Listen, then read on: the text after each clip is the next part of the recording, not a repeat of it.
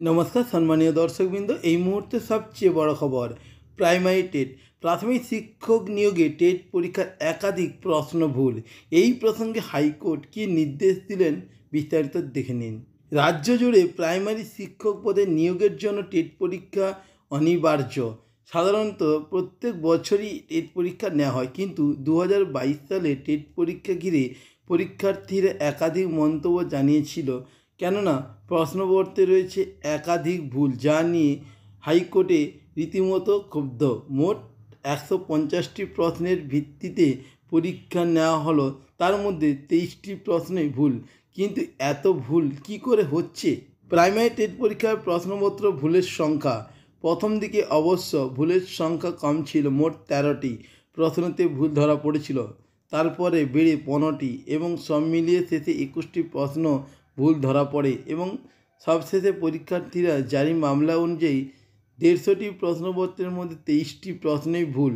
কিন্তু এটা কি করে সম্ভব? প্রশ্নপত্র তৈরির সময় কি কোনো সতর্কতাই অবলম্বন করা হচ্ছে না? এই প্রশ্নপত্রের উপর নির্ভর করে হাজার হাজার বেকার যুবক যুবতীর ভবিষ্যৎ নির্ভর করে। তাহলে কে এই প্রশ্নপত্র তৈরির ক্ষেত্রে এত অবহেলা বা কেনই বা এত ভুল এই প্রশ্নপত্রে? কারই নির্দেশে এই ভুল হচ্ছে? পর্ষদ কি কিছুই জানে না? ভুল প্রশ্নপত্র সংক্রান্ত আদালতের নির্দেশ। এদিন আদালতের নির্দেশ অনুসারে সকাল প্রকাল বিতর্কিত প্রশ্নাবলী বিশেষজ্ঞদের দেখাতে হবে এবং এই সংক্রান্ত সকল প্রকার রিপোর্টগুলি আদালতে পেশ করতে হবে।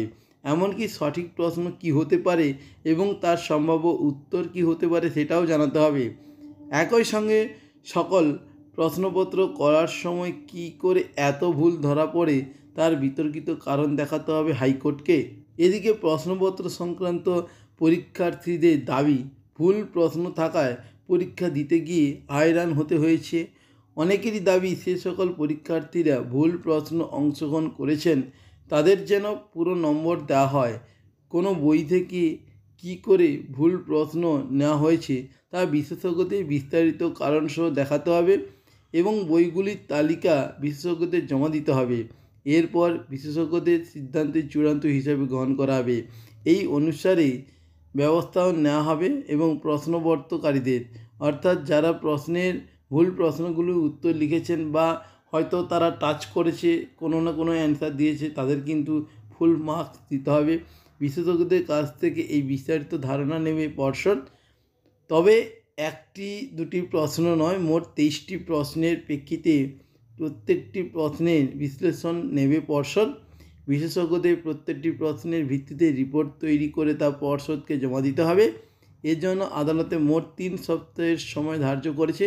তবে পাশাপাশি আদালত আরও জানিয়েছে, এই 23টি বিতর্কিত প্রশ্নের বাইরে অন্য কোনো প্রশ্ন আর যুক্ত করা যাবে না। অর্থাৎ এই 23টি প্রশ্ন বাদে কিন্তু আর অন্য কোনো প্রশ্ন যোগ করা যাবে না, কারণ এই 23টি ফাইনাল এবং এই 23টি প্রশ্ন কীভাবে ভুল হলো বা কোথা থেকে এই প্রশ্নগুলো নেওয়া হয়েছে সমস্ত খুঁটিনাটি তথ্য কিন্তু তুলে ধরতে হবে হাইকোর্টে। তো বন্ধুরা, এই ছিল আজকে ভিডিও লেটেস্ট আপডেট। ভিডিওটি ভালো লাগলে লাইক করে দেবেন এবং আপনার বন্ধুবান্ধবকে ভিডিওটি বেশি বেশি করে শেয়ার করে দেবেন।